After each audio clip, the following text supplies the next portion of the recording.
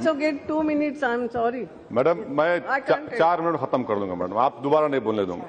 Madam पिछले 3 साल में जो मॉब लिंचिंग के वाकयात हमारे मुल्क में पेश आए हैं, इससे हमारी आंखें खून के आंसू रोती हैं, रूह तड़पती है, जिस्म कांपता है और दिल लहूलुहान होता है। और मैं आपको वाज़ेह तौर पर कहना चाह रहा हूं मैडम कि ये वाकयात नहीं खत्म होंगे।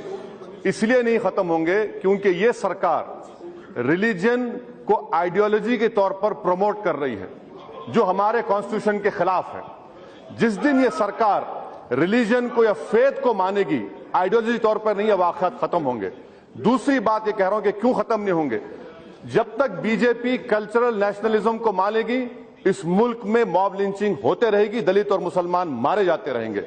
जिस दिन बीजेपी कॉन्स्टिट्यूशनल नेशनलिज्म को अपनाएगी, मॉब लिंचिंग खत्म हो जाएगी। तीसरी बात मैडम, ये सरकार अपने कॉन्स्टिट्यूशनल ड्यूटी में सरासर नाकाम साबित हुई है। ये किसी की भी जान बचाने में नाकाम साबित हुई है। इन्हीं के कर्नाटक में लोग मारे गए, केरल में मारे जा रहे हैं, और फिर पूरे मुल्क में इन्हीं की रियासतों में जहां पर ये इख्तिदार पर है, मुसलमानों और दलितों को टारगेटेड किलिंग हो रही है। चौथी बात यह है मैडम, जो मैं आपके सामने रखना चाह रहा हूं, अभी अलीगढ़ रेलवे स्टेशन पर एक नजमुल हसन नामी शख्स इंजीनियर है, रेलवे पुलिस ने क्यों पकड़ा उसको? वो शख्स बुर्खा पहनकर ट्रेन में जा रहा था और रेलवे पुलिस ने पूछा क्यों पहना तुमने बुर्खा, तो उसने कहा कि 3 दिन पहले मुझे लोगों ने मारा था, मैंने अपने आप को मॉब लिंचिंग से बचाने के लिए मैंने बुर्खा पहना। ये अखबारात में आया है। ये आप इसकी जिम्मेदार है या नहीं, बता दीजिए आप मैडम। और 2 बात मैडम, जिसको खत्म कर दूंगा मैडम, मैं आपके सामने अर्ज करना चाह रहा हूं कि क्या सरकार काउ प्रोटेक्शन को, क्या ये हिंदू रिलीजन का एसेंशियल प्रैक्टिस है? जिस तरह सिखों में 5 ककर है, मुसलमानों में रोजा, रमजान, दाढ़ी है। अगर ये डिसाइड करें cow protection is an essential part of Hinduism, आप नहीं कर सकते तो सुप्रीम कोर्ट को दीजिए, तय करिए। आप एडवाइस चाहते, मैं सजेशन दे रहा हूं मैडम। और एक आखिरी बात मैं कहना चाह रहा हूं मैडम, हमारे प्रधानमंत्री, हमारे वजीर आजम इजराइल को गए। मुझे बड़ी खुशी हुई कि वजीर आजम ने एक यतीम बच्चे को अपने करीब बुलाया, उस पर रहम किया, उस पर दस्ते शफकत रखा।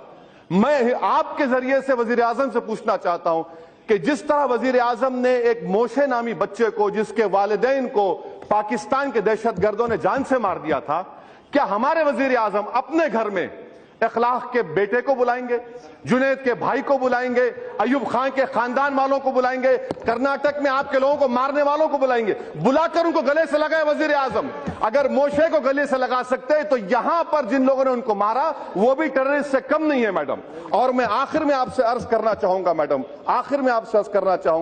कि जुनैद के वाकये में FIR में लिखा गया कि उसको क्यों चाकू मारा गया, कि तू गाय का मांस खाने वाला, इस पर चाकू मारा गया। और किसी को 30 दिन में बेल हो जाती?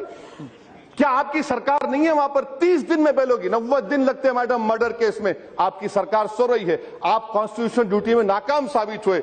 मैडम मैं आखिर में आपसे कहना चाह रहा हूं कि वजीर आजम अगर वाकई में सच्चाई को मानते हैं, जबानी खर्च के कायल नहीं है, तो मैं वजीर आजम से कहूंगा कि आपके शैडो आर्मी को रोकिए। और मैं आपके जरिए से मैडम, हिंदुस्तान के हमारी 5000 साल की तारीख अगर है, हमारे हिंदू भाइयों से कहना चाह रहा हूं, बचा लो अपने आप को हिंदुत्व से। हमारी लड़ाई हिंदुइज्म के खिलाफ नहीं है, हिंदुत्व के खिलाफ है। इस मुल्क को इससे बचाना है।